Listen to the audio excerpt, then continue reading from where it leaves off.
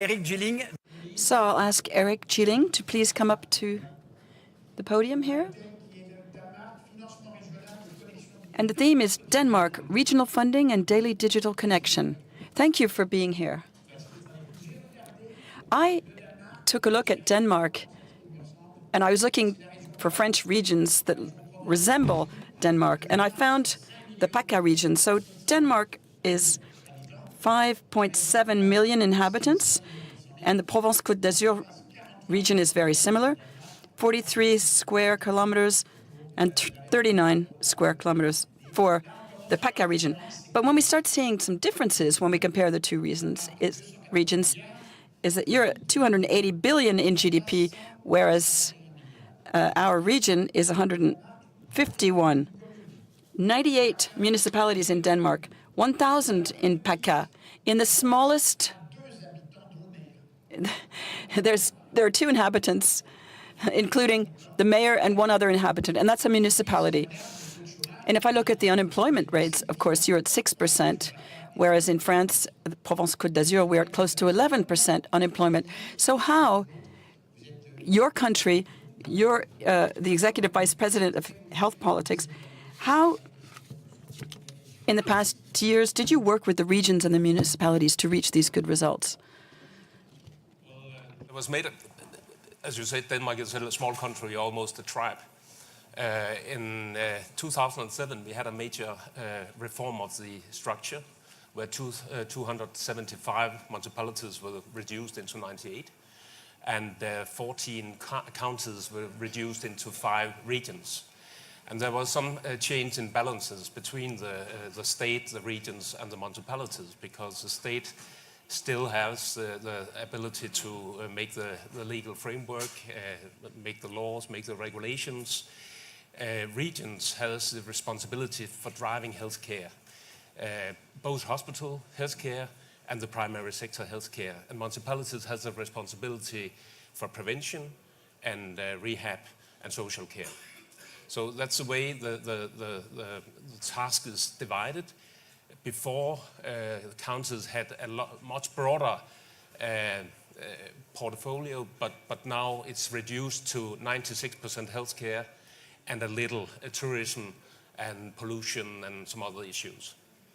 Comment vous avez fait? Parce que vous êtes passé. So you moved from 14 down to 5 regions, and the municipalities are in charge of the hospitals. How do you spread out the financing between the state, the region, and the municipalities? In responsibility for the hospitals, both the hospitals and the primary care. The budget for a region is a budget that is for 80% negotiated annually with the government. You negotiate? I negotiate on behalf of the 5 regions. The annual budget, and we of course make obligations. What do you do with the budget in the upcoming years? Of course there's demography, there's medical prices running up, but how will we make the system more efficient over the coming year? The 80% is divided between the regions on socio-economical divisions, 6 characters: age, social placement, educational issues, and so on. Then we have a small carrot, because 1.5% of the economy for the upcoming year is obligated to hospitals closing down activity and transfer activity into municipalities and into primary sector and general practitioners. So we have to, we'll have a carrot that challenge us to reduce overproduction, over-diagnostics, get rid of admissions that is not wise, and turn them into the surroundings of the hospital. And then the last 18.5% is a budget that municipalities pay to the regions for their own patient in the municipality. It was originally thought being a carrot for the municipality to be better on prevention and to make better social services and keep their citizens away from hospitals. But evaluation now after 10 years have shown that it doesn't work that way. That incitement it doesn't function. But they pay 18.5% of their annual budget. D'accord. Dans un sondage que nous avons réalisé avec Ipsos, In a survey that we carried out with the Ipsos CHAM that's published in the Echo newspaper, you're the country that's the most admired, with Sweden among the 5 European countries that we tested: Italy, France, the Netherlands, Germany, and Denmark. And with Sweden, you are the most recognized in terms of your healthcare system, which is paid for by taxes. Are there private insurances as well for people, private health insurance? But you could characterize the Danish healthcare system like a clover with 4 leaves. Legally, it's universal coverage. It's paid by taxes. There's free and equal access, no money between provider and the patient. And we have a high degree of decentralization. The general practitioner is the gatekeeper. The last thing is a little to discussion, because at the same time when we created the regions in 2007, the government put a large pot of money, 5.6 billion euros, to build new hospitals and refurbish the existing hospitals. So we've made a movement for the last 10 years where we have closed down hospitals and reduced to almost half the number of beds in hospitals. So we are, for the moment, refurbishing 11 hospitals plus another amount of hospitals, and building 5 brand new Barefield hospitals. So we'll end up in 2022 with 20 hospitals and 12,000 beds in Denmark. And concerning the private thing, you can have a private insurance. It's mostly linked to your job. You have it as a benefit in your agreement, and it gives you some rights to go faster into different kind of treatments, or have reimbursed expenditures for glasses, exactly, and other things. But in fact, the private sector in Denmark serves, as we heard from some Capio, with that patients have legal rights. They have a legal right within 30 days to have a diagnosis and to have treatment within another 30 days.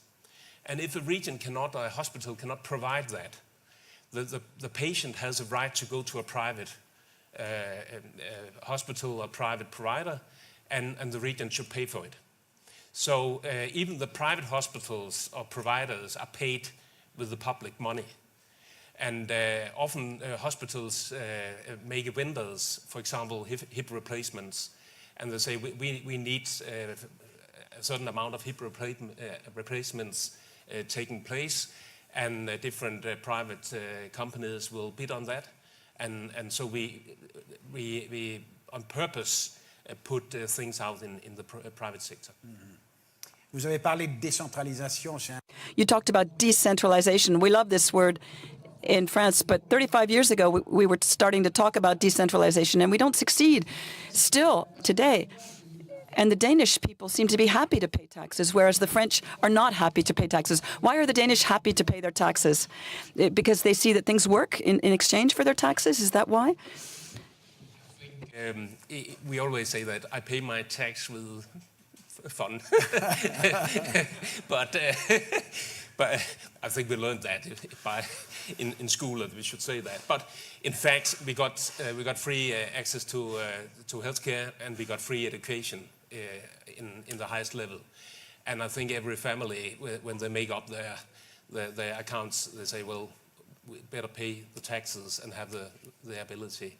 So we get used to have a very high tax in Denmark. When I present it in the US countries, they always say, well, it's almost a communist system you got there. And under some perspectives, it is, perhaps. C'est bien. Alors, on m'a dit aussi que vous aviez un... I was also told that you have an office in Brussels. The Danse Regionaire, who negotiate with the state, you have your own offices in Brussels as well, at the European Union offices. On a des choses à apprendre. Yes, that's very interesting. We have some things to learn from you. So GPs are better paid in Denmark than specialists. Is that true?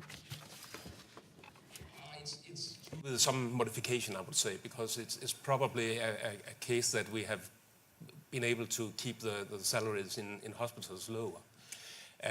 The practitioners in Denmark is free entrepreneurs and intensities entrepreneurs, and on a collective basis, they negotiate their salary with the regions on a 3-year basis. And freely, separately, or they have some trade unions? They have a trade union for all general practitioners to participate in. It's one of the commonest issue in Denmark that everyone is a member of a union. 98% of doctors are members of the Danish Medical Association, and nurses similar. So it's very easy when you have to make negotiations that you only have one body to negotiate to. And general practitioners has their own union, and they negotiate with us an agreement every 3 years, where we agree about what kind of services should they provide and on what kind of quality level, and so on. But and for the moment, approximately 30% of their salary is a basic salary, and they have fee for service for the other 70%. Now we last year beginning a change, because within the next, as fast as we can negotiate it actually, but perhaps within the next 10 years, we of course want to change that, so they will have approximately 70 or 75% as a basic salary, and the rest as some kind of activity-driven salary. And it's because, of course, that they are a part of the whole turning of the healthcare system that we have started in becoming much more population-based and outcome-based than just activity-based. Les professionnels de santé sont... The healthcare professionals are assessed regularly. How do you do this? How do you carry out these assessments? What is the mechanism of reassessment of healthcare professionals, the doctors, nurses, etc.? Assess nurses and doctors individually. We have had a traditional accreditation system where we are very process-oriented and accreditate institutions. But 3 years ago, we changed that attitude into a more outcome-based and result-based system with a new national quality program. And in that program, we have 8 national goals, which are shared between the government, between municipalities, and between regions. And those goals has to symbolize the general health condition in Denmark. They have to symbolize the patient travel, and they have to symbolize the institutional quality. And beyond those 8 national goals, we have 25 indicators. Indicators, that is measurements that we have taken automatically from our systems, EPR systems and so on, and there we measure the quality. So we don't do it on an individual basis. It's very trusty. Professionals have an obligation to keep up their skills, to have their authorization, and of course the management, the leaders, have the obligation to the patient that they only put skilled people to do what they have to do. Okay. Vous avez un dossier médical personnel. You have a personal electronic medical record. I think most of the doctors, even the paramedics, are connected to the system when they transport a patient. Did it take a long time to set up this electronic system? Did it take a long time to convince and organize people? It has been a travel, and it has been a travel sometimes challenging the mind of the politician, who wants things implemented the minute they decided. But 10 years ago, we got 23 different EPR systems in Denmark, and next year we are turning into 2. So it has been a travel where we have reduced. At the same time, Danes are very digitalized in their mindset. Almost 30% of all money transactions today is digitalized in Denmark, and you can't hardly meet a Dane with cash in his pocket anymore. So the mindset is moving that way, and in fact the healthcare professionals has been moving forward, and exactly the general practitioners has been moving very forward on this issue, and they started a totally digitalization more than 10 years ago. Et ce sont des compagnies privées qui ont fait ça, ou c'est... Was it private companies that worked with them to set up the system, or was it the Dansk region or the state that brought in its own IT specialists? How did it work? Well, because we've been working on it for 14 years in France now. So maybe in November it will come out. We hope we'll have some results. So we'd like to hear how you succeeded. We at a national or regional or municipality level, we set the standards. And we invite privates to develop the system with us. Sometimes we develop systems only in a public setting. Other times we just buy standard systems. But I think we have to realize that there has been a movement from building things yourself to we cannot keep up the speed from the private sector in developing IT systems and digitalization systems. So we had to have the perspective that we put the standards, we go for transparency, and then we invite private vendors to develop the system with us. But we have one overall national EPR system called Sundhed.dk, where all professionals can access information about all patients, and all patients can access information about themselves, and even Google, meet Dr. Google and meet the descriptions of illnesses and so on. Okay. En un mot, on 1 minute. So just in one word, what should we improve? When we see all of the progress you've made in comparison with France, I'm very admirative. So what do you think can still be improved in your healthcare system? The problem that everyone has, what we call the Bermuda Triangle in Denmark, the integration, not about the integrated care, but integration between the social system and the healthcare system. And for the moment, these days, we are discussing very much how to link to better hospitals, general practitioners, and municipalities concerning the individual patient's travel. And it might even come up with some new change of responsibilities between regions and municipalities and government concerning subsidizing a better linkage between those three parties. Okay. Merci beaucoup, Eric. Thank you very much for your testimonial. Thank you, Eric Gilling.